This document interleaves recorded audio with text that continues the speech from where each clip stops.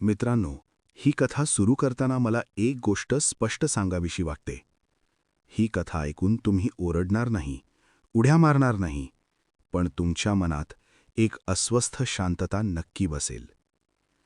कारण ही कथा भूतांची नाही, ही कथा त्या देवाची आहे जो खूप काळ शांत राहतो आणि म्हणूनच लोक त्याला गृहीत धरतात.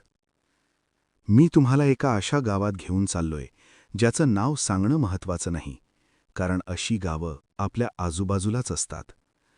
डोंगरांच्या कुशीत, झाडांच्या सावलीत वसलेलं ते गाव आणि त्या गावाच्या मध्यभागी उभं असलेलं एक साधंसं मंदिर. न फार भव्य, न फार गजबजलेलं, पण त्या मंदिरात जे होतं ते दिसत नव्हतं, ते जाणवत होतं. एक विचित्र शांतता, जी कानावर पडत नव्हती, पण छातीत धडधड निर्माण करत होती. लोक म्हणायचे, हा देव बोलत नाही. पण मला हळूहळू कळत गेलं की तो बोलत नाही याचा अर्थ तो ऐकत नाही असा होत नाही. मी त्या गावात आलो तेव्हा लोक मला एक आदर्श माणूस समजायचे. कपाळावर नेहमी टिळा, ओठांवर देवाचं नाव आणि बोलण्यात गोडवा. मी स्वतःलाही तसंच समजायला लागलो होतो. पण हळूहळू त्या गोडव्याआड लपलेली कडू चव मला जाणवू लागली. देवाच्या नावावर लोकांची जमीन घेणं, गरिबांच्या अडचणींचा फायदा उचलणं आणि त्या सगळ्याला भक्तीचं रूप देणं. हे सगळं करताना सुरुवातीला मन हलकंसं चिमटलं जायचं. पण नंतर ते चिमटणंही थांबलं.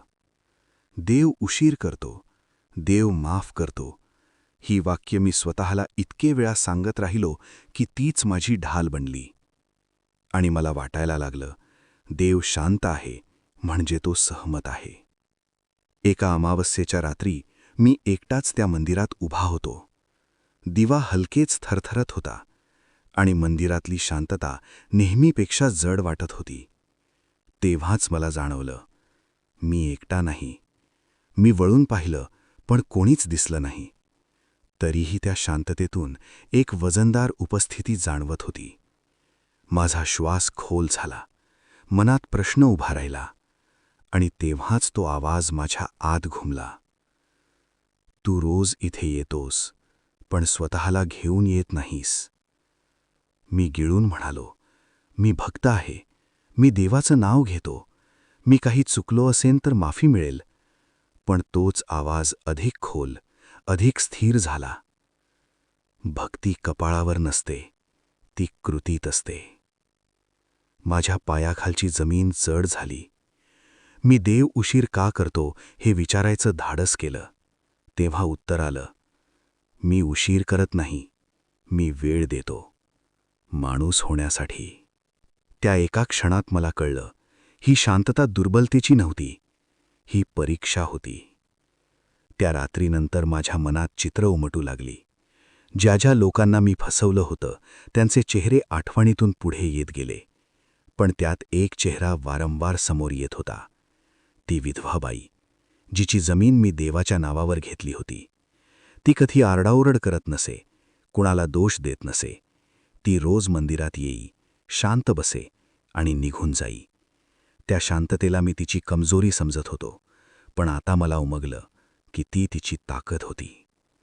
ती देवाकडे तक्रार करत नव्हती, ती देवाच्या शांततेशी आपलं दुःख ठेवून जात होती. आणि देव त्या शांततेतून माझी वाट पाहत होता, मी किती खाली जाऊ शकतो याची. त्या क्षणी मला कळलं की देव शिक्षा का देत नाही. कारण शिक्षा मृत्यू नाही, शिक्षा म्हणजे आरसा. जेव्हा देव आरसा दाखवतो तेव्हा माणूस स्वतःपासून पळू शकत नाही. त्या रात्रीनंतर मी जिवंत राहिलो, पण जसा होतो तसा नाही.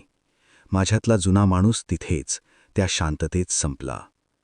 खरी शिक्षा म्हणजे जगणं, आठवणींसह, अपराधांसह आणि स्वतःच्या नजरेपासून लपता न येण्याची वेदना. आजही मी त्या मंदिरात जातो, पण आता तिथे भीती नाही.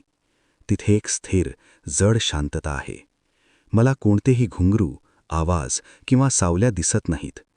मला ऐकू येतो तो फक्त आतला आवाज, आठवणींचा. देव पुन्हा शांत आहे, कारण आता त्याला काही सांगायचं उरलं नाही. जे समजायचं होतं ते मला समजलंय.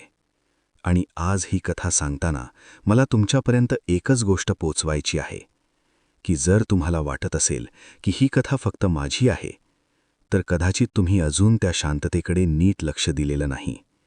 लक्षात ठेवा, देव शांत असतो, पण तो कधीच आंधळा नसतो.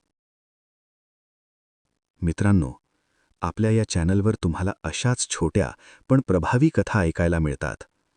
पण खरं सांगायचं तर आजही पुरेसा सपोर्ट आपल्या चॅनलला मिळत नाहीये. जर तुम्हाला वाटत असेल की अशाच कथा तुम्हाला पुढेही ऐकायला मिळाव्यात, तर कृपया या व्हिडिओला लाईक करा, जास्तीत जास्त लोकांपर्यंत शेअर करा.